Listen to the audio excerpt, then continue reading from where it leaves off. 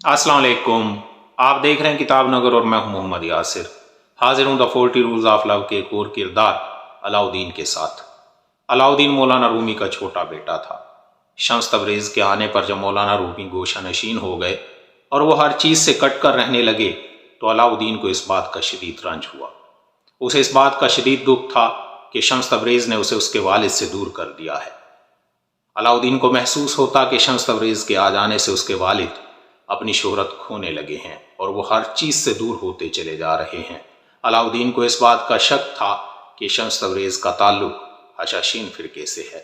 वो समझता था कि शायद दूसरी गैर मारूफ शख्सियात की मानिंद वो उसके वालिद को कत्ल करने के इरादे से आए हैं। उसके बड़े भाई सुल्तान वलद ने उसकी बदगुमानी को दूर करने की बेहद कोशिश की, लेकिन शम्स तबरेज़ के बारे में उसकी बदगुमानी किसी तरह कम होने का नाम नहीं लेती थी। अलाउद्दीन के शदीद गुस्से और नफरत को देखते हुए शम्स तबरेज़ ने कहा, तुम भैंगे मोमिन की तरह दोहरी चीज़ों को देखते हो।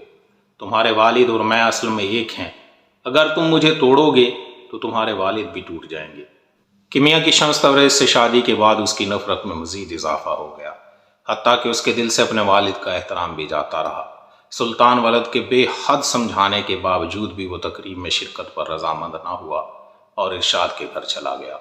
शम्स तबरेज़ पर कातलाना हमला हुआ तो इसमें बेबरस और गीदड़ सर शामिल थे, लेकिन उन्हें रास्ता दिखाने वाला अलाउद्दीन था। उसकी इस हरकत से मौलाना रूमी ने उससे मुंह फेर लिया और वो टूट कर रह गए। एक मर्तबान के टूटने से दूसरा भी टूट गया। शम्स तबरेज़ के जाने के बाद भी उससे मुतालिक हर चीज़ मौजूद थी, रक्स, शराबियों, कोढ़ियों, तवाइफों से मोहब्बत, हत्ता कि रूमी की शायरी भी।